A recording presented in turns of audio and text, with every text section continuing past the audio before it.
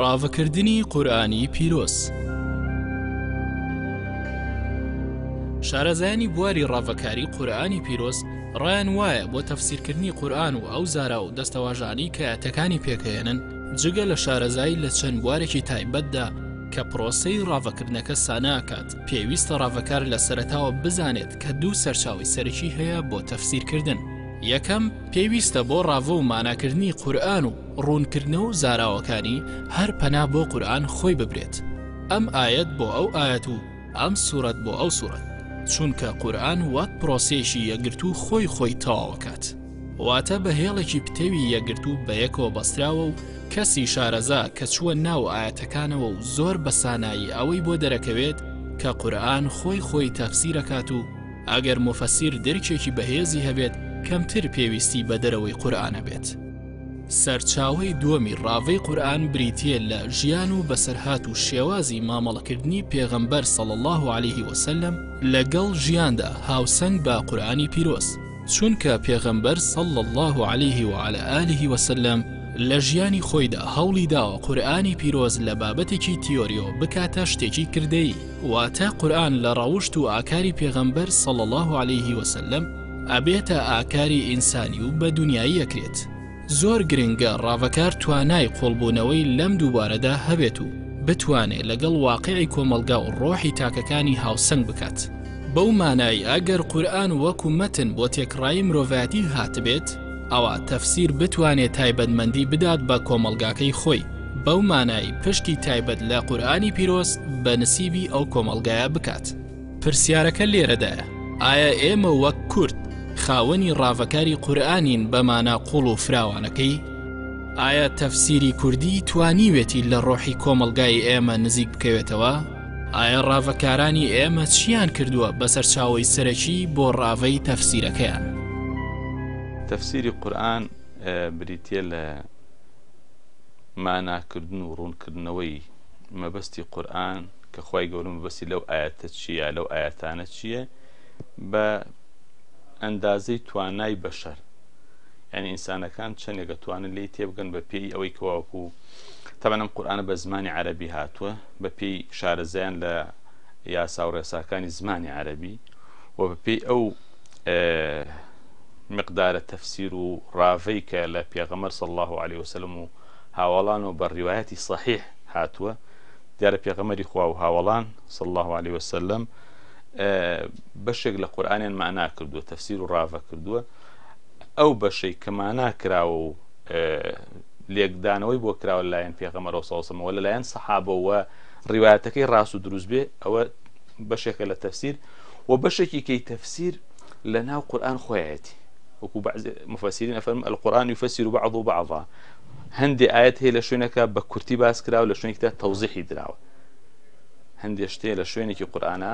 ینی بە کورتی باسێکی لێوە کراوە، لە شوێنێکدا تەفسیلەکەی هەیە، یا هەر قورئان خۆی لە جێگەی خۆیان جاریوە هەیە معنای کردووە.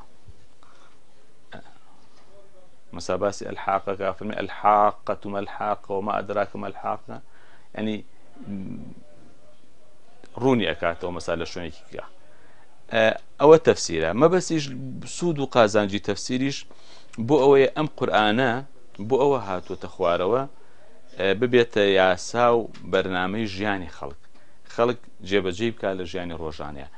جا ئەگەر بێت و خەڵکەکە لەم قورئانە تێنەگا و مانا و مەبەستەکەی بۆ ڕوون نەکرێتەوە، چۆن جێبەجێ بکات، چۆن کاری پێ بکات، چۆن تەطبیقی کات لە ژیانی ڕۆژانەیە.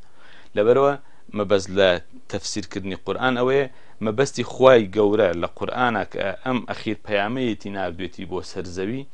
ڕوون و ڕۆشن بکرێتەوە، بە جۆرێ لێی تێبگەن. ئەمە ژوا ئەخوازێ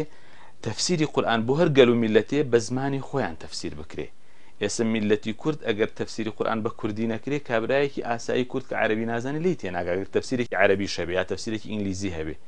بۆیە هەر میلەتی پێویستە کات تەفسیری قورئان بە زمانەکەی خۆی بۆی تەفسیر بکرێ و خەڵکی شارەزا هەبێ هەم لە عەرەبی تێبگا، هەم بتوانێ تفسیری قورآن و مانای قورآن بخاتە سەر زمانەکەی میلەتەکەی خۆی لەبەرەوە دیارم قورآنش کە مادەم خوا بیستوێتی دینێکی گشتی و جیهانی بێ ئەمە وا خوازێ قورآنەکە بۆ هەموو گەلێک بە پێی زمانی خۆیان بۆیان تەفسیر و مانا بکرێت. ڕاستیدا تەفسیر ڕوونکردنەوەی کەلامی خوایە بەتایبەت بۆ گەلانی کە عەرەبی زان نین. کارێکی پیرۆز هەر کەسێ پێهەستێ و مەبەستی بەدەستهێنانی ڕەزامەندی خوای گەورە بێت بۆی ئەم کەلامە شیرینەی ئەم خالقە عەزیمی کە ئەم کەونەی بەدیهێناوە زانین چیەڵە بە ئینسان، چیەڵە بە ئێمە بە زمانی کوردی، چیمان تێگەیەنێ خوای گەورە سوبحانەهو وتەعالا ئەوێ چی بکەین، چۆن بکەین، ئەو چی دەسەکەوێت لە بەرامبەر ئەو فەرمانانەی ئەوە کە جێبەجێیەکەی ڕوونی کەینەوە کە خوای گەورە سوبحانەهو وتەعالا و ڕوونمان کردوێتەوە کە وەنە خوایەکی بەلوف میهرەبانە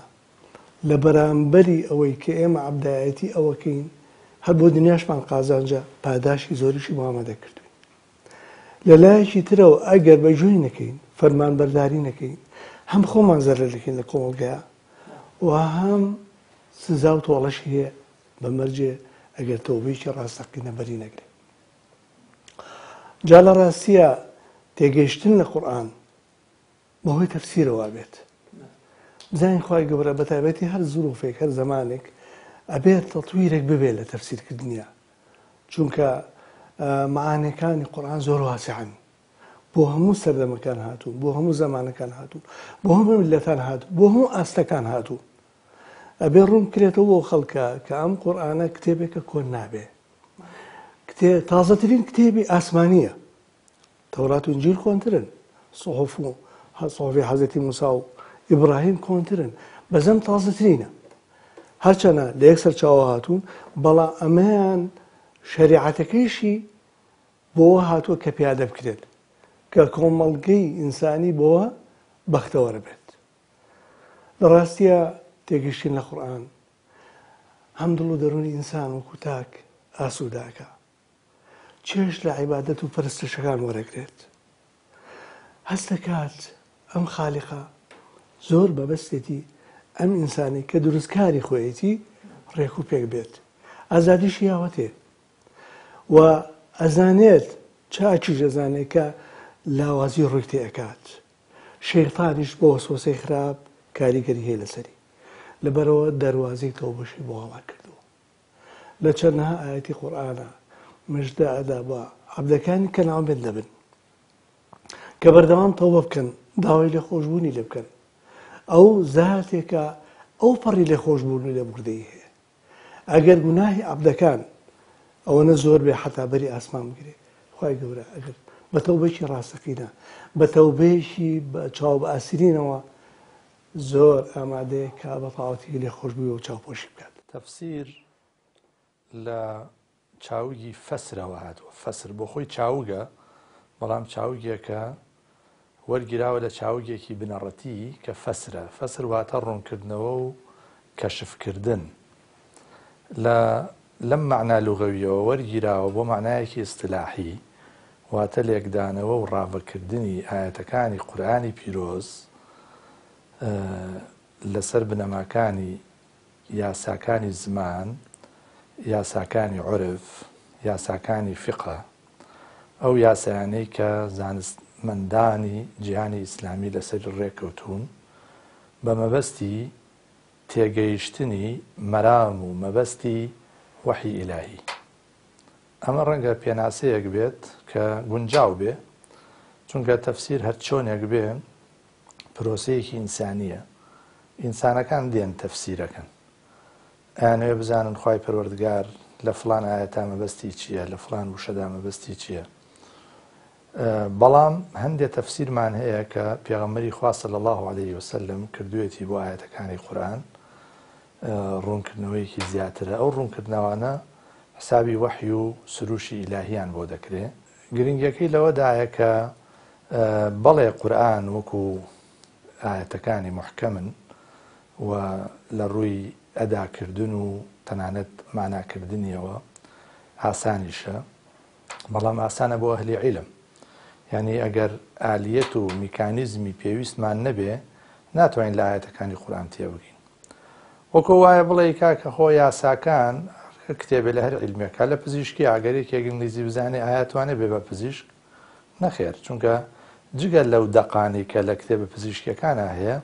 مجموعەیەک یاسا و ڕێسا و کاری عملی و تەمرین و ڕاهێنان و بارهێنان هەیە کە بێ و کەسە بیبینێ لە بەردەستی ئینسانانێکی متەخەسیس و پسپۆڕە ئەو ساعتوانێ هەڵسێ بە کاری پزیشکی لە هەمان کاتە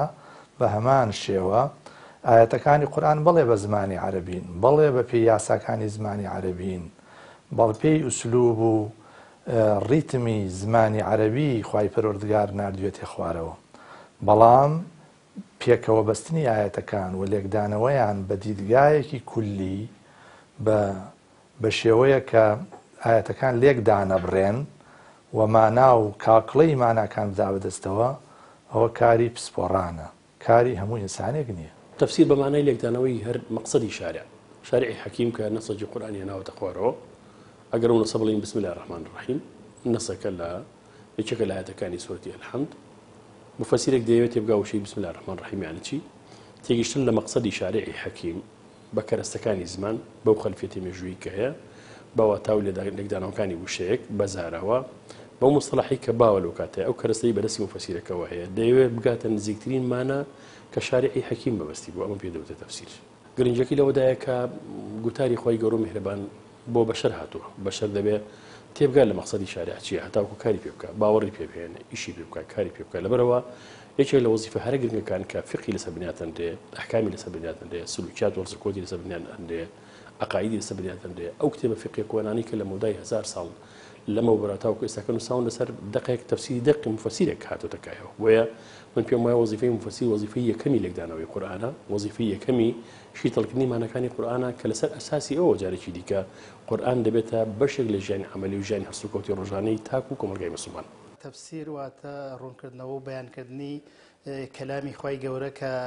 زانایانی تەفسیر پێڵن ئەشرەف العلوم پیرۆزترین و گەورەترین زانستەکانە چونکە خوای گەورە کاتێکە قورئانی ناردووە قورئان ئیجماع لەسەر ئەوەیە کە مجمەلە و پێویستی بە بەیان و تەفسیل و ڕوونکردنەوە هەیە و بە تایبەتی قورئان تەنها بۆ عەرەبەکان نییە گەلانی هەموو گەلانی مسلمان غەیر عەرەبیش قورئان وەرئەگرنەوە ئەبێ لە قورئان تێبگەن و لە قورئان حاڵی بن و ئێمە بە پێی قورئان و بە پێی حەدیثە صحیحەکانی پێغەمبەر صلی الله علیه و سلم دینداری ئەکەین ئەگەر مسلمانێک لە قورئان حاڵی نەبێ و تێنەگا و نەزانێ کوامێ ئەمرەکانی قورئان و کوامێ ئەو شتانی کە قورئان نەهی لێ کردووە ڕەنگە نەتوانێت لە دینداریەکی ڕاست و ڕێک بکە بۆیە پێویستە هەموو کاتێک کە تەفسیری قورئان بکرێت و ئەو کەسانش کە تەفسیری قورئانەکەن ئەبێ ئەهلی تەفسیر بن و شەرت و مەرجەکانی تەفسیرکردن مفەسیریان تێدا بێ و نابێ بکونە ژێر هەوا و ئارەزوەکانی خۆشیان ئەبێ بێلایانە بە پێی بێلایەنانە بە پێی زەوابط بە پێی پرەنسیپەکانی تەفسیرکردنی تەفسیری دەقی شەرعیان دەقی پیرۆز کە دەقەکانی حەدیثەکانی ئاەتەکانی قورئانی پیرۆزە ئەبێ بە پێی ئەو پرەنسیپانە تەفسیری بکەن و ئەبێ زۆر بێلایەنانەش تەفسیری بکەن نابێ هەندێک خەڵکمان هەیە بە پێی مەذهبی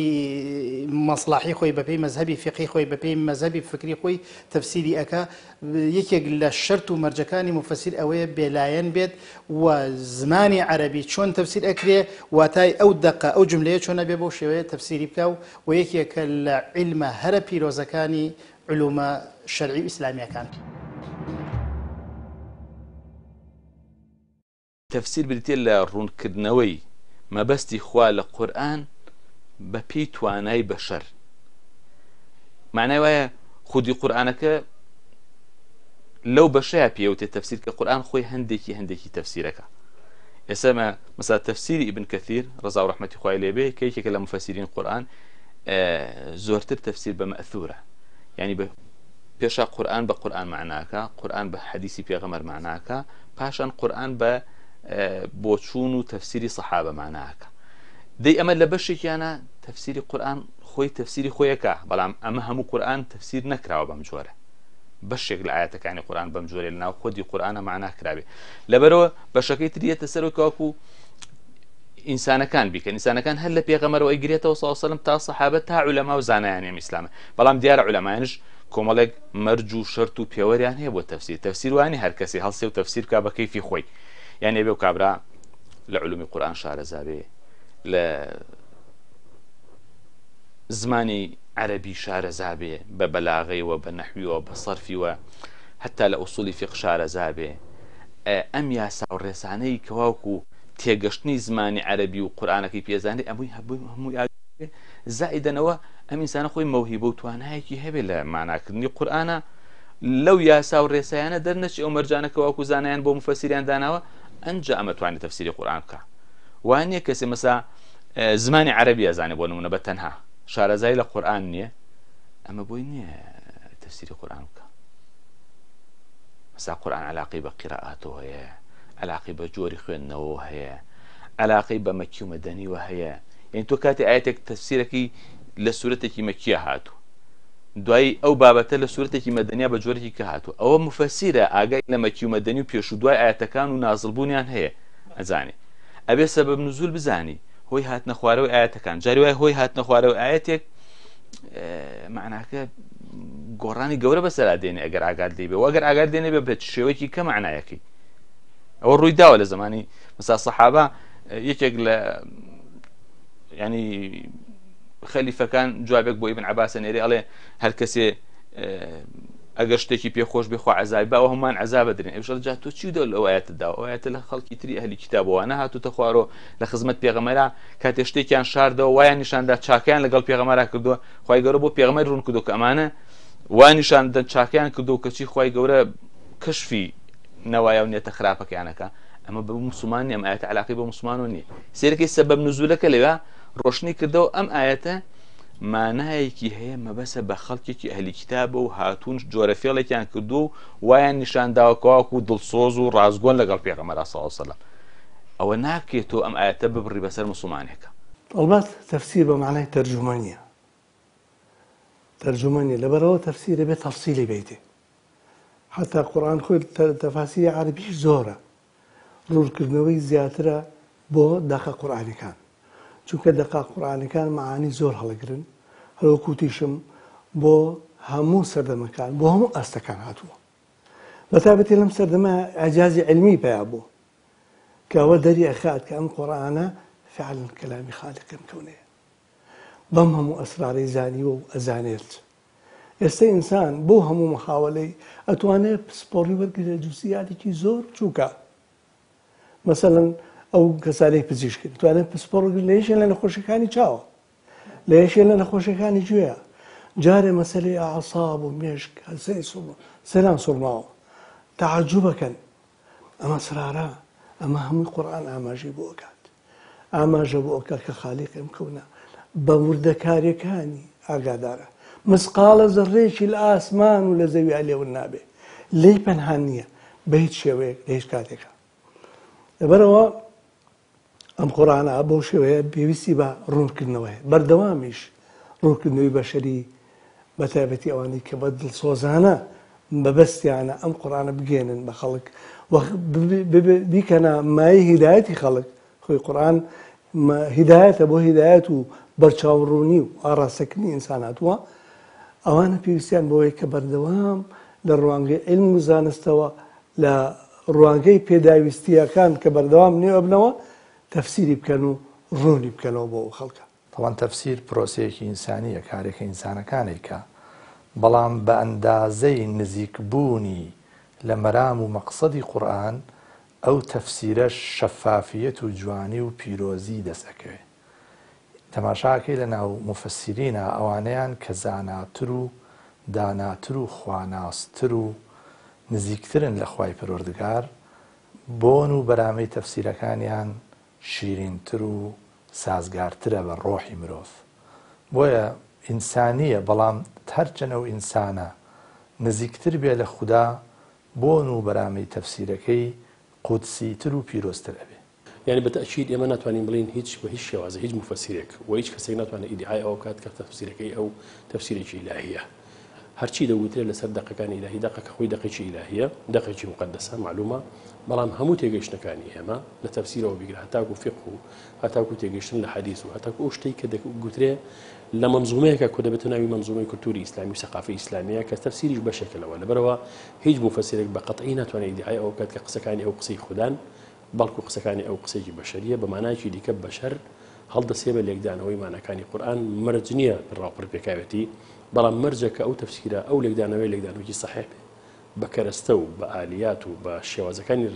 قسەکردن لەگەڵ دقێکا منزومەیەکی دقات چۆن دەبێ ئەو تەفسیرەکە هەڵ ئەو مفەسیرەکە هەڵسێ بەو کاری خۆی دەبێ بەم شێوازە هەڵپێستەیە وەگەرنا ئیدعاکردن بەوەی کەوا مفەسیرێک پێی وابێکەوە ڕاستی پێکا و غیری ئەم تەفسیرە هیچ تەفسیرێکی کامانەی حقیقەت هەڵناگرێ بە هەڵەیەکی گەورەی کردو بە هەڵەیەکی گەورەدا چووە بۆیە منوا دەزانم دەتوانم بڵێم کە هەموو لێکدانەوەکان بە قورئان لێکدانەوەی بەشەرین لە لێکدانەوەی بەشەری تێک ناپەڕن و هیچی مقدس نییە ڕێز دەگیراوە حرمەت و قەدری هەیە دەکرێت کۆمەڵێک لە خەڵک باوەڕ پێ بێنێ حیزبێک باوەڕ پێ بێنێ کۆمەلگایەک باوەڕی پێ بێنێ قۆناغی لە قۆناغەکانی مێژوو چەندێک لە چەندەکانی مێژوو باوەڕ پێ بێنێ بەڵام ناتوانین بڵینەوە دەقی مقدسی ئیلاهیە تفسير قرآن دقيقاني قرآن بيروز مقدس وكلامي خواي جورن بلام كاتي كبشر تفسير قرآنك أبي بجهدي بشري أبي ببرهمي عقلي بشري أما قرآن نية واتاي قرآن وتفسير كدني بشر أبو قرآن وهيج قدسيته بيروزيك تانية بلين ديني أو حقي مطلقة شنكم بدري جاي تاريخ إسلامي وهزار وشهر صحو صالة قرآن ده بزيوا لسردمي الصحابة تفسير كرا ولا سردمي تابعين كرا ودواتر كرا ولا سردمي مذاهب فقهية كان كرا ولا سردمي نيوش كراوة هموي جواز همو أم تفسيرنا جوازي هي تناند ليك كاتا كتفسير القرآن كراوة رنگ دوم مفسري جوري وكو قرطبي شوكاني ليك صد ما بون بلام دو تفسيري جوازة أما بلغية كببي تواناي بشر ببي عقلي بشر ببي مستواي زانستي أو مفسري كتفسيري كردوا يعني ببي أو جينجا كوملايت وديني كأم مفسري تيا جاو تفسير كان جوازيان هيا ما دام تفسير كان جوازيان هيا همو تفسير كان كبشر كدوتي بادر جاي زانستي أو مفسرة زور برزج بي وزور جورج بي كجلوان إمام الطبري كبيوتري باوكي هم مفسرين ناتواني بلاي تفسيري تبري حقي مطلقة أجر تفسيري تبري حقي مطلق بيت رباك دعاء وكاس تفسيري نكر دايا جهدي بشرية تناند مذاهب فقهية كانوا اجتهاد فقهية كان شمعنا مقدسين اجتهاداتي بشر ذكري روجي كتر اجتهاد بكريتو أو أصوب تربية وراس تربية ونزك تربية لدقة كان القرآن والسنة توا قورآن بۆ ئەوەیە لە ژیانی خەڵکە شێوەیەکی جێبەجێکردن و عملی ببینێ ئەوەتە کە عایشە ڕەزا و ڕەحمەتی خوای لێ بێ پرسیاری لێکەن دەربارەی ئەخلاق و ڕەوشتی پێغەمبەر صلی الله علیه و سلم کانە خولوق القورآن یعنی پێغەمبەری خوا ئەخلاقی قورآن بوو یعنی چی واتە هەرچی ئەخلاقی جوان لە قورآن هاتووە داوای جێبەجێکردنێکە پێغەمبەر تایەتی هەرچی ئەخلاقی ناپەسەند و ناڕێک کە قورآن قەدەغەیەکە و نەهیلەکە پێغەمبەر بە دوورە لێ واتە پێغەمبەر بە شێوەیەکی عملی قورآنی لە ژیانی خۆیان کردووەتە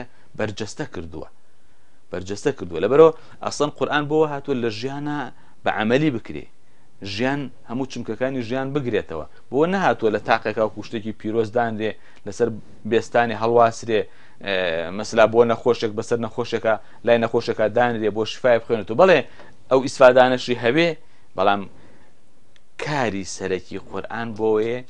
ژیانی خەڵکەکان لە دنیا ڕێکخا ژیانی دنیایان خۆش و ڕێک و پێک بێ لە قیامەت و دواڕۆژشا سەرکەوتوو بن حەزی شەکەم یەک شتێکی جوانم لەسەر تەفسیر خوێندەوە لە شوێنەکە باسێکم ئەوش ئەوەیە زانایەکە فەرمی ئەزانن تەفسیر وەکو چی وایە نمونەیەک دێنێت و تەفسیری قورآن کە تەفسیر بکرێ یا قورآن تەفسیر نەکرێ جیاوازەکەیان چەند زۆرە ئەفەرمی ئەم قورآنە تەفسیر وەکو ئەوە وایە بلا تەشبیه پاشایەکی گەورە نامەیەک بنووسێ بۆ خەڵکی شارێ لەو شارانەی کە لە ژێر حکومڕەوی ئەودان قەڵەمڕەوی و حکومداری ئەودان نامەکە لە شەوێکی تاریکا بێ ئەم نامەکە لە شەوێکی تاریکایە ئەگەر دەریشی بێنن ناخوێنرێتەوە بۆیان چۆن چرایەک بێنن لۆکزێک چرایەک بێنن دایگرسێنن ڕووناکی کاتە و نامەکە بخوێن و تەفسیریش ئاوایە زۆر جار ئەم قورئانە ئەگەر معنا و مەبەسەکانی ڕوون نەکرێتەوە بۆ خەڵکی خەڵک نازانێ خوا چی ئەوێ لە خەڵک وەکو ئەم چرا ئەم تەفسیرەیە کەوا وەکو ڕوو نەکرێتەوە بۆ خەڵکی و خەڵک مەبەسەکە و داواکاریەکانی خوای گەورە تێئەگا ئەزانێ خوای گەورە چی لە مرۆڤەکانەوێت چی لێ داوا کردوون چی لێ قەدەغە کردوون بەڵام ئەگەر بێت ئەم تەفسیر و ماناکردنی قورئانە نەبێ بەڕاستی خەڵک نازانێت چی بکات بۆ سێرەکی حتا فەیلسوفەکان ڕایان جیاوازە ئینسان ئیشی چیە لەم دنیا ئینسان بۆچی هاتووە ئینسان چی بەسەر دێ دە قورئان ئەم هەموو پرسیارە گرنگ و بە ئەهمیەتانە وەڵام هاتەوە بە سادەترین شێوە ئینسان خوا دروستی کردووە بۆ عەبدایەتی و ئاوەدانکردنەوە ئەم زەوی هاتووە دوادریش کۆتایی ژیانی دێ ژیانێکی تر دەست پێکە لەوێ خەڵکەکە چاک پاداش بە چاک ئەدرێتەوە خراپیش سزا لەسەر خراپەکە ئەدرێت ئەم سێ پرسیارە کە هەموو فەیلسوف و بیرمەندەکانی مەشغوڵ کردووە قورئان زۆر بە ڕوونی بە ڕاشکاوی جوابی ئەداتەوە و ئیسراحەت بە مێشک و دەروون و عەقڵی خەڵکیشەتە. بەڵێ لەڕاستیە تەفسیر بۆ ئەوەیە يعني حقیبان بەستی تەفسیرەوە بێت کە ئەم قورئانە بکرێتە واقعێکی عەمەلی سەرەتا لە فەردا و کوتاک ئەنجا لە کۆمەڵگەیە و حتا دەوڵەتیش حقیبە هەڵقوڵاوی و کۆمەڵگەی بێت کە کۆمەڵێکی باشیان شارەزای ئەم قورئانە بوون و لێی تێگەیشتووە. بە عەمەلیکردنی ئەم قورئانە خوای گەورە زۆر مەبەستێتی کردارێک دژی گفتار بێ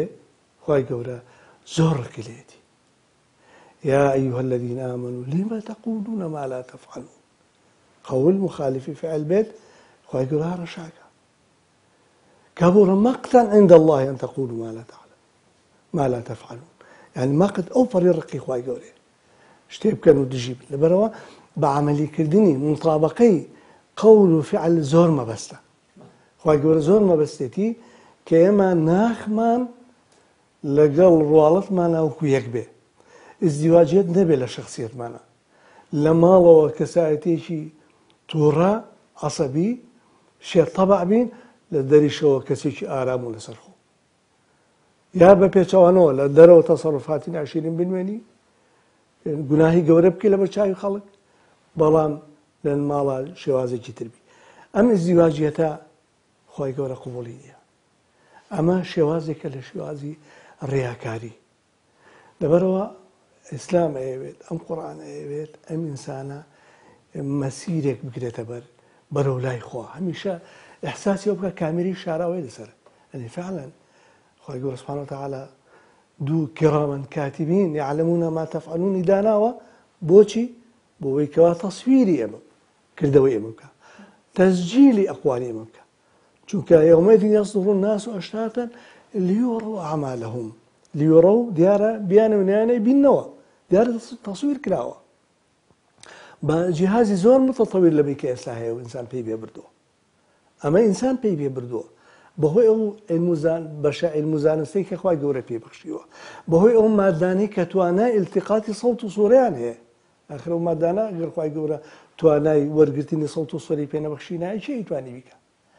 ئەم ئینسان خۆی علم و زانستی خۆی هەموو بەخششی خوایە زایدەن ئەو مادانەش کە پێی پێ بردووە جابێ ئەو فریشتانە چ دەستگایشیان پێبێ بۆ تەسجیلی سەوت و سووری ئێمە حتا ناخی ئێمەش تەسجیلەکات جاری وا ئینسان تەسەڕوفێک کردەوەیکی جوانە نوێنێ بەس ناخی مەبەستێکی تریە خوای گەورە ئاگادارە یعلم السر وأخفى ئەمانە ئەم حەقایقانە خوای گەورە زۆر مەبەستێتی لە توێی دەها ئاەتە کە ئینسان ئەم حیسەی بۆ دروست ببێ بۆ عەمەلیکردنی قورئان ئەبێت حاڵەتێک لە دینداری لە تەقوا لە ناخە هەبێت و مەبەستمان لە هەموو کردەوەیەک ڕەزامەندی خوای گەورە بێ سوبحانەهو وتەعالا ئیتر لە نەژ و تاعاتەوە بیکرێ بۆ سەدەقات بۆ مەرحەباکردنی کەسێک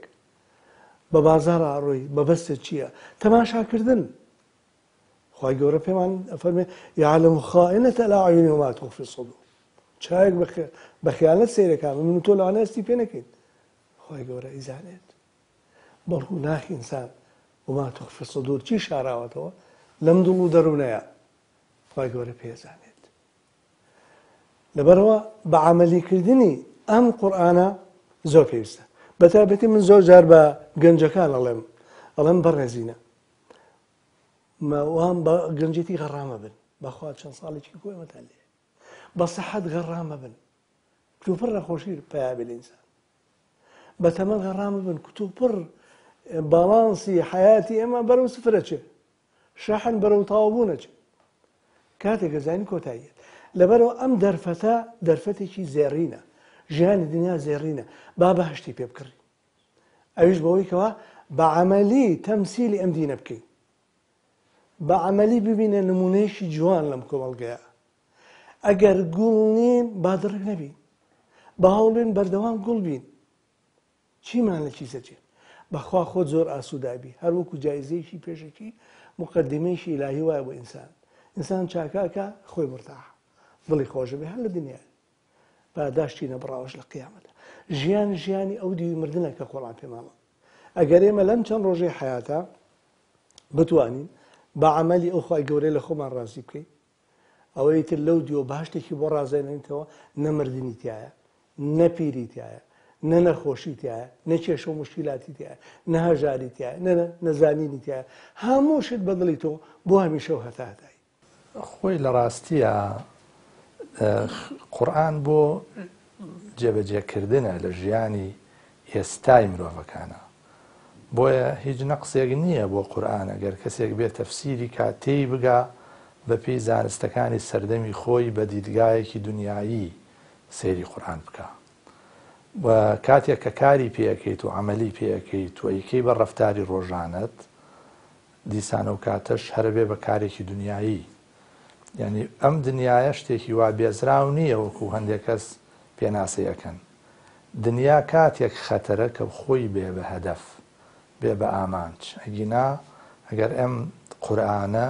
ببێ بە بەرنامەی کاری ژیانی دنیاییمان ئەوە ڕاستمان دەکاتەوە ئەخلاقمان جوان دەکا بیر و هزرمان پاراو دەکا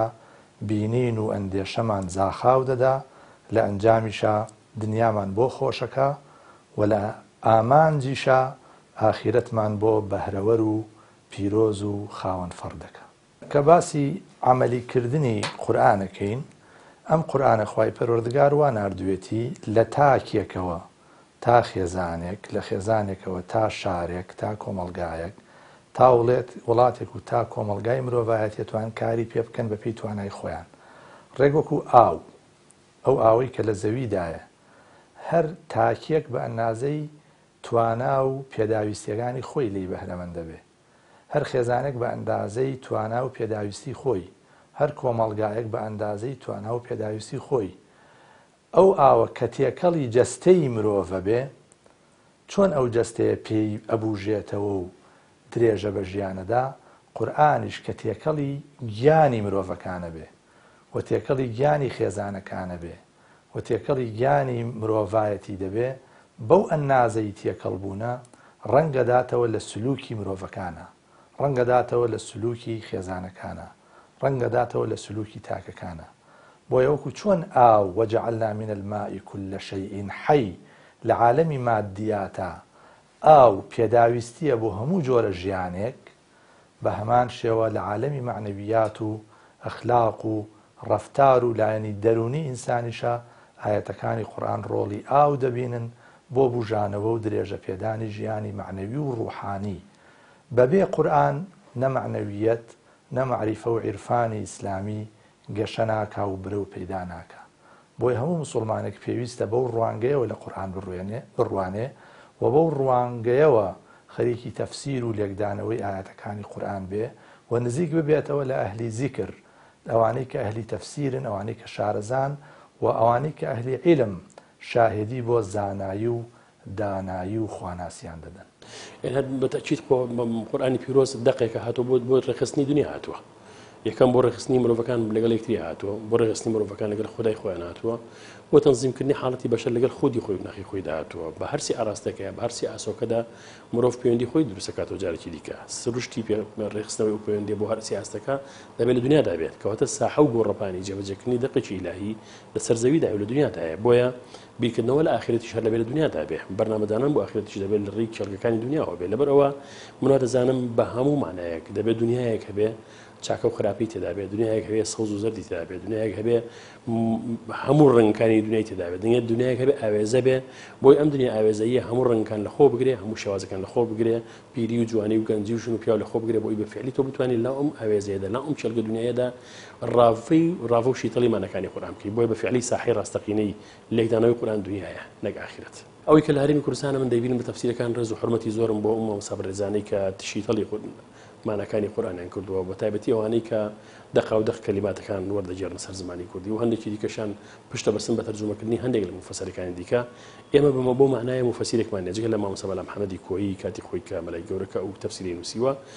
و مامۆستا شەمحەمەدی خاڵژ محاولەیەکی جدی هەبوو بۆ تەفسیرکردنی قورئان هەرچەند ئەویش متەئسیرە بە تەفسیرەکەی تەفسیری مەنارەوە تاوەکو ئێستاکە ئیتیجاهێکی تەفسیر لە ناو خوێندەوەرەکانی کوردانیە کە ئیتیجاهێک بێ مۆرشێکی کوردی عەقڵێتێکی کوردی کولتورێکی کوردی بەسەری دەزاڵ بێ بە شێوازێک کە بتوانێت لێژە ڕۆشنایی ئەو قۆناغی ئێستا برساکەی کووردا بتوانێت لێکدان و ڕاو بۆ مانەکانی قورآن بۆ دەقیقەکانی قورآن بکە. ئەوە کەوێتە سەر تاکی مسلمان ئەو مسلمانە خود تەفسیرە خوێنێتەوە قورآنە خوێنێتەوە چەندێک ڕنگدانەوەی هەیە لە ژیانی ڕۆژانەی ئەو کەسە. قورآن پێمانە فەرمێ درۆ مەکە، قورآن پێمانە فەرمێ عەدل بە، قورآن پێمانە فەرمێ نوێژ بکە، قورآن پێمان ئەفەرمێ لەگەڵ دەوروبەرەکەتە ڕازگۆ بە. چەندێک ڕنگدانەوەی هەیە لە ژیانی ئەو تاکی مسلمانە کە قورآنە خوێنێتەوە تەفسیری قورآنە خوێنێتەوە. پێغەمبەر صلی الله علیه و سلم کە پێغەمبەر و خوای گەورە قورآنی بۆ ئەو ناردووە ئەو بۆ ئێمە بەیان کردو بە ئێمە بە هەموو ئومەی ئیسلامی گەیانوە. عایشە خوای گەورە لێ ڕازیەوە کە خێزانی پێغەمبەر فەرمێ کانە خولوقه القورآن، ڕەوشی پێغەمبەر صلی الله علیه و سلم ڕەوشی ڕۆژانەی ڕنگدانەوەی قورآن بوو. قورآن چۆنی پێ فەرموو بوو لە هەموو هەنگاوەکانی ژیانیە، لە عیبادەتە، لە خواپەرستیە، لە پەیوەندی کۆمەڵایەتەکانە، لەگەڵ خێزانەکانیە، لەگەڵ مناڵەکانیە، لەگەڵ هاوڵەکانیە ڕنگدانەوەی هەبوو لەسەر ژیان هەموو هەنگاوەکانی پێغەمبەر جێبەجێکردنی ئاەتەکانی قورآن بوو. ئەمە دەکەوێت دەستە تاکی مسلمان من و تۆ کە تەفسیرە خوێنینەوە قورآنە خوێنینەوە چەندی ڕنگدانەوە هەیە لەسەر ژیانی ڕۆژانەمان لە هەموو ڕۆکانی ژیانمانەوە. ئەمە ئەتوانین بڵێ ئەمە تەفسیرێکی عەمەلی ڕۆژانەی تاکی مسلمانە کە قورآن یان سنەتی پێغەمبەر صلی الله علیه و سلم جێبەجێ ئەکات.